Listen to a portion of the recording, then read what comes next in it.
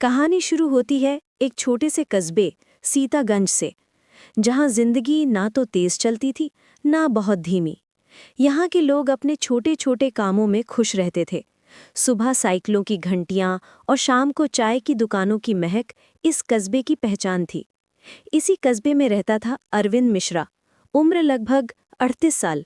सरल सा आदमी, चुपचाप पर मेहनती। वो शहर के एक पुराने कॉलेज में चपरासी का काम करता था।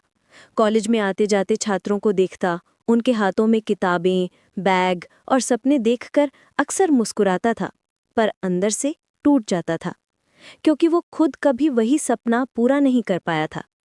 कभी उसी कॉलेज का छात्र था अरविंद। पढ़ाई में अच्छा, सपने बड़े, लेकिन हालातों ने बीच में ही डिग्री छीन ली थी। जब अरविंद बीए के आखिरी साल में था, उसके पिता का अचानक देहांत हो गया। घर की जिम्मेदारी उस पर आ गई। माँ बीमार, छोटी बहन स्कूल में और घर में खाने के लाले।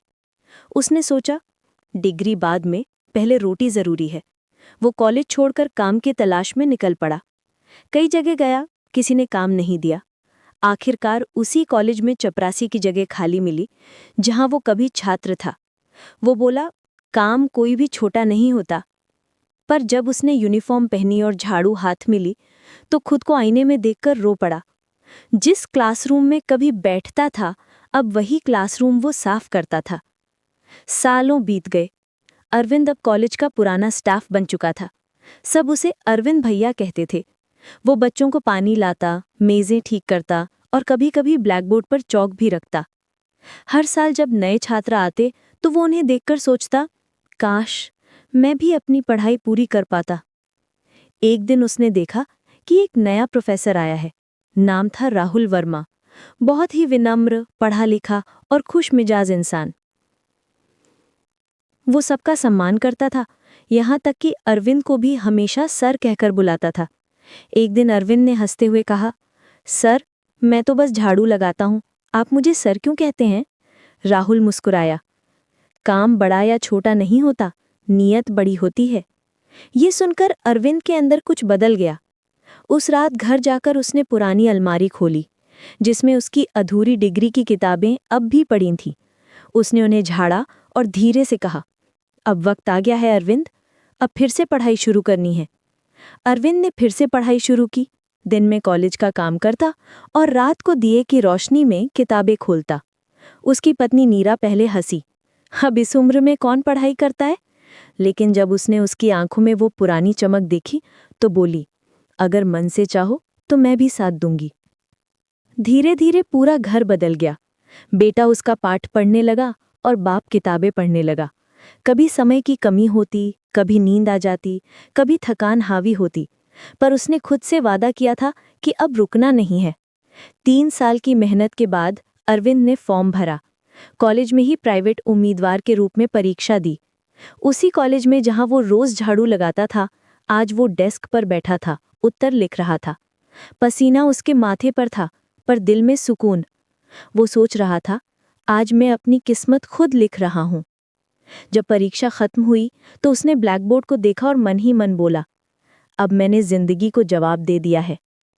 कुछ महीनों बाद रिजल्ट आया।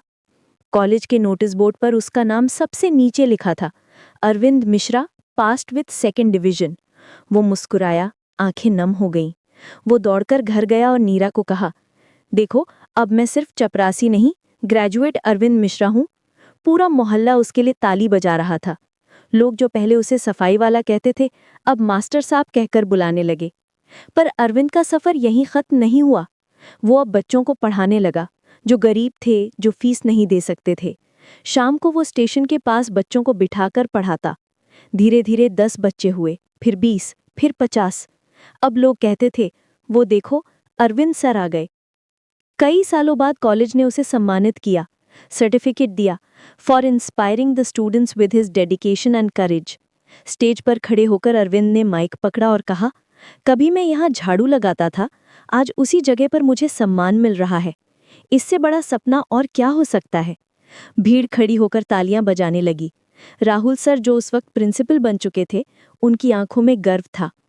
अरविंद अब बूढ़ा हो चुका था, लेकिन जब भी कोई युवा कहता, सर मेरी उम्र निकल गई, अब कुछ नहीं हो सकता, वो मुस्कुराकर कहता, डिग्री अधूरी रह सकती है, पर जिंदगी अधूरी नहीं रहनी चाहिए। उसकी कहानी पूरे कस्बे में मशहूर हो गई थी। अब लोग उसके घर के बाहर बोर्ड देखते थे, शाम की पाठशाला, मुफ्त शिक्षा सबके लिए। याद रखो, जिंदगी में कोई उम्र नहीं होती सपने देखने की।